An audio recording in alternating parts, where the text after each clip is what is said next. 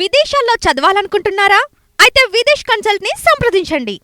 ప్రజా చైతన్యం కోసం సామాజిక సమస్యలపై విప్లవాత్మక సినిమాలు చేస్తూ పీపుల్ స్టార్ అనే బిరుదును సంపాదించుకున్న నటుడు ఆర్ నారాయణమూర్తి.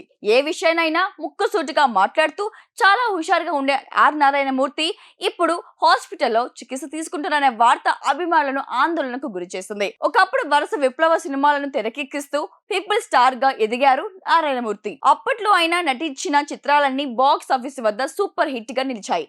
కేవలం సినిమాలు నటించడమే కాదు కదా, దర్శకత్వం, సంగీతం, గానం ఇలా 24 శాఖల్లో పనిచేస్తూ టాలీవుడ్ లో తనకంటూ ఓ ప్రత్యేక గుర్తింపు సంపాదించుకున్నారు. గత కొంతకాలంగా నారాయణమూర్తి తెరకెక్కించిన చిత్రాలు ఏవి బాక్స్ ఆఫీస్ వద్ద ఆశించిన స్థాయిలో విజయం సాధించడం లేదు. ప్రముఖ నటుడు దర్శకుడు ఆర్ నారాయణమూర్తి హాస్పిటల్లో చేరారు. కొంతకాలంగా ఆయన అనారోగ్య సమస్యలతో బాధపడుతున్నట్లు, ఆయన ఆరోగ్యం స్వల్పంగా దెబ్బతినడంతో బుధవారం ఉదయం హైదరాబాద్ లో నిమ్స్ హాస్పిటల్లో చేరినట్లు ఆయన సన్నిహితులు తెలిపారు. ప్రస్తుతం ఆయన ఆరోగ్య పరిస్థితిని నిలకడగా ఉన్నట్లు తెలుస్తోంది. అయితే ఆయనకు ఏమైంది, ఎందుకోసం హాస్పిటల్లో చేరారు అనేది తెలియాల్సి ఉంది. ఆర్ నారాయణమూర్తి హాస్పిటల్లో చేరారనే విషయం తెలిసిన అభిమానులు ఆవేదన చెందుతున్నారు. ఆయన త్వరగా కోలుకోవాలని రావాలని కామెంట్స్ చేస్తున్నారు. చాలా గ్యాప్ తర్వాత ఆయన హీరోగా నటిస్తూ దర్శకత్వం వహించిన సినిమా యూనివర్సిటీ గత ఏడాదిలో ప్రేక్షకుల ముందుకు వచ్చింది.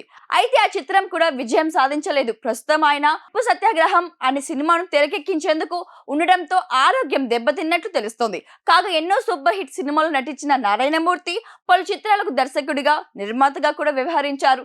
అయితే ప్రస్తుతం ఆయన సినిమాల్లో పెద్దగా కనిపించడం లేదు. అడప తడప 1-2 సినిమాలతో ఆడియన్స్ ను పలకరిస్తున్నారు.